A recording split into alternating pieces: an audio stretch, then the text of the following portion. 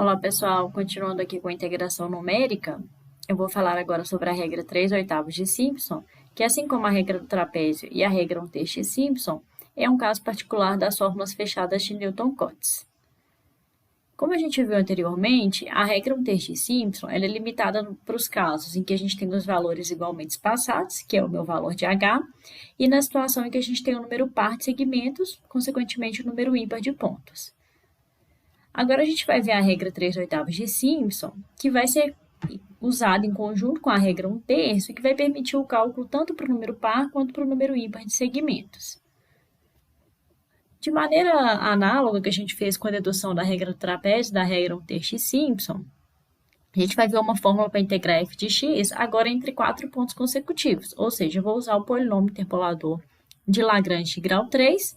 Então, a gente vai aproximar a minha integral de a até b de f de x dx pela integral de x 0 até x3 de p3 de x dx. E aqui eu vou substituir o meu polinômio interpolador de Lagrange, que a gente já viu anteriormente, fazendo a integral aqui de x0 até x3. Então, aqui a gente tem a representação geométrica da regra 3/8 de Simpson. Então, eu tenho aqui a minha função, meu intervalo AB. Eu vou aproximar a área abaixo da curva da função pela área abaixo do meu polinômio de grau 3. Então, eu vou ter meu ponto aqui x0, x1, x2, x3, ou seja, eu vou ter 1, 2, 3 subintervalos. Então, quando a gente faz a substituição aqui, necessária e resolve essa integral, a gente vai obter a seguinte expressão, 3h sobre 8, que multiplica o f de x0 mais 3f de x1 mais 3f de x2 mais o f de x3. E aqui o meu h é o b menos a sobre 3, que 3 é meu número de subintervalos.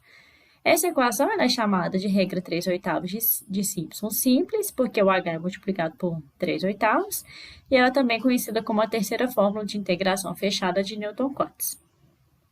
E aqui ela é simples, porque eu apliquei somente, dividi o meu intervalo AB em 3 subintervalos, apliquei uma vez.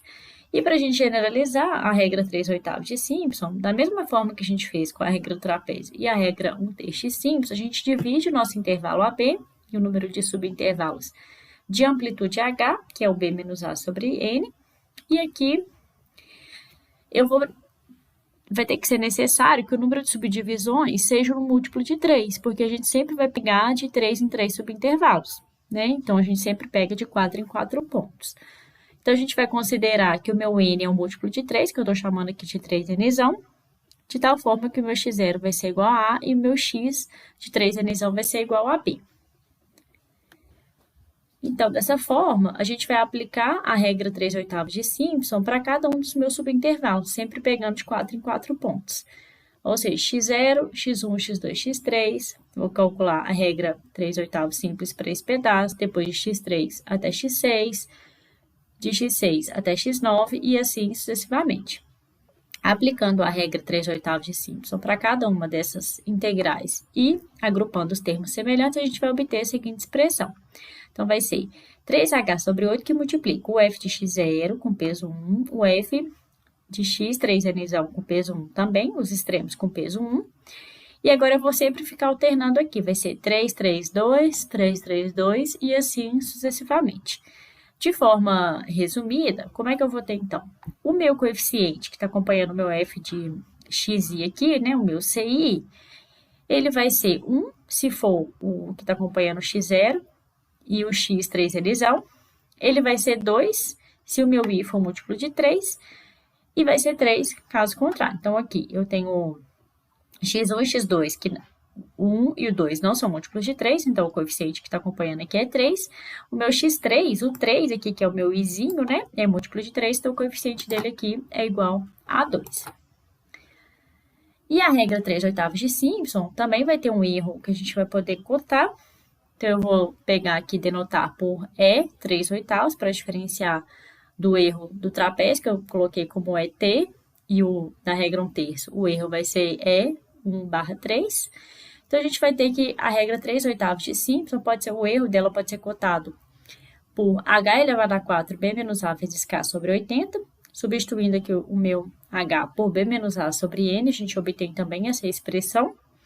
E o K aqui é análogo à regra 1/3 de Simpson, então ele é o máximo da derivada de ordem 4 de x, e n também é o meu número de subintervalos, que nesse caso aqui a gente precisa que seja um múltiplo de 3.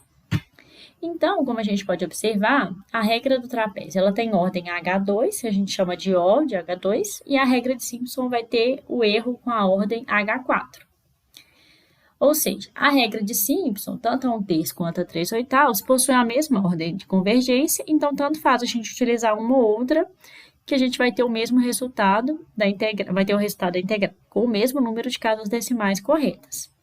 Mas então, para que a gente estuda as duas regras, né? Como eu falei, daqui a pouco a gente vai ver nos exemplos, a gente vai combinar as duas, para quando eu tiver um número de subintervalos, que eu não consigo nem aplicar somente a regra 1/3, nem aplicar somente a regra 3/8, mas quando eu combino as duas, eu consigo calcular a minha integral. E as regras de Simpson, então, convergem para o resultado exato, com a mesma velocidade e mais rápido que a regra do trapézio, porque aqui eu tenho a regra do trapézio, a ordem é h ao quadrado, e a regra de Simpson é da ordem h elevado a 4. Então, no próximo vídeo, a gente vai fazer exemplos para a gente entender direitinho aqui a regra 3/8 de Simpson.